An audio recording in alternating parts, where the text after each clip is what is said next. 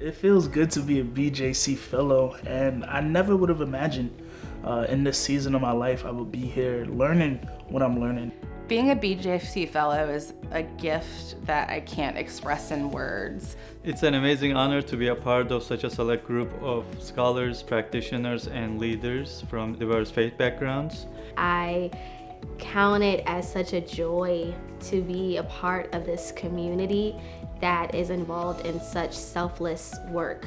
I look at 9 other people who may not look like me or worship like me, definitely don't live in the frozen tundra of Minnesota like me, but I see that I'm not alone in the work that I'm doing. Everybody deserves a place at the table to not only be heard, but to contribute to the work. To be a BJC Fellow means to be deeply committed to the advancement of full, unadulterated religious freedom for all Americans.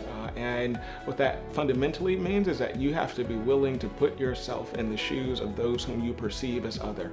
I have never spent any time in Colonial Williamsburg, and so I knew, very little about this area in particular, and putting some of the history that I had learned into actual context here was really an incredible experience. One of the more fascinating experiences that I've had this week was going to First Baptist Church and the archival site that they have there. And so that church was created by free and enslaved Africans led by Reverend Gowan Pamphlet. And so going to that site and seeing them literally bringing forth the story of these enslaved and free Africans was particularly fascinating to me and moving to me to be in that sacred space. Christian nationalism is a huge issue, and it's not just the things that we might think of, the incidents that we've seen like January 6th and all of that. It's also everything undergirding all of those things. So Christian hegemony, Christian privilege, and it's been great to get to dive in a little deeper to those issues. I think it's an important undertaking by BJC to highlight where religion is used and abused under the name of Christian nationalism, and we need to take a part to identify and eradicate this religious extremist ideology.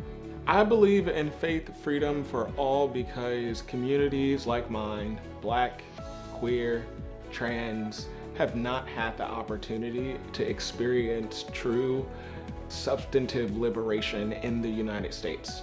Being a BJC Fellow has equipped me in ways that allow me to feel stronger in my viewpoints and allow me to verbalize better what my why is. Now I have a different lens on how to be an activist. I'm a part of this really great growing network that's spread across the country. Having this cohort of people to call on and say, hey, here's my issue.